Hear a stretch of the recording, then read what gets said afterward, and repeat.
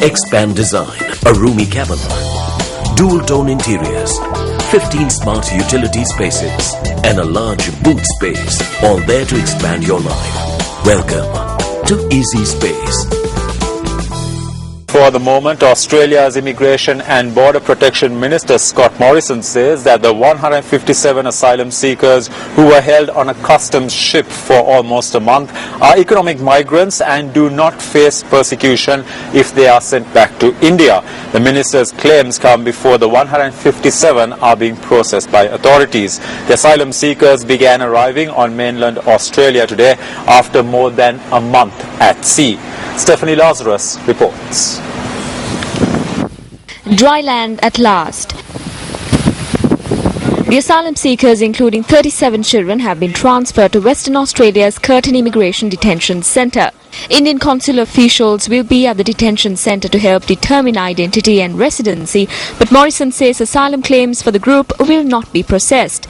Morrison did not say what would happen to the asylum seekers if they were not accepted by India.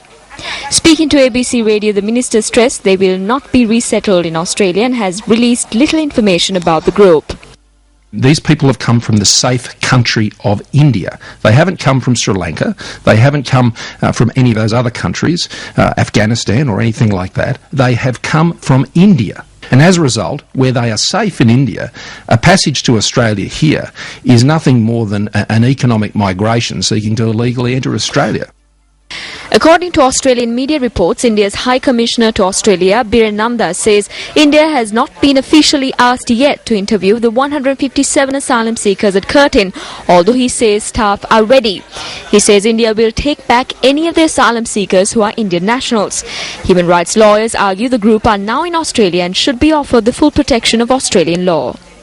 Australian media also reported that a full-bench High Court hearing next week to determine the fate of the asylum seekers will no longer go ahead, and lawyers acting for the asylum seekers flagged the possibility of a claim of false imprisonment against the government. High Court Justice Kenneth Hayne recalled the matter for a special hearing today. The agreed High Court case was predicated on a legal challenge to the detention of the asylum seekers at sea, but Hayne said the case had been overtaken by events. Hayne vacated the original case today and asked the parties to amend their pleadings as the case was no longer an urgent appeal. No date has been set for a subsequent hearing.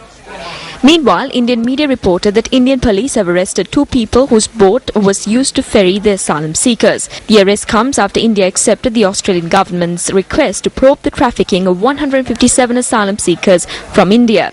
The arrest was made based on information provided by the Australian immigration and customs officials about the said boat. Stephanie Lazarus, Newsfirst.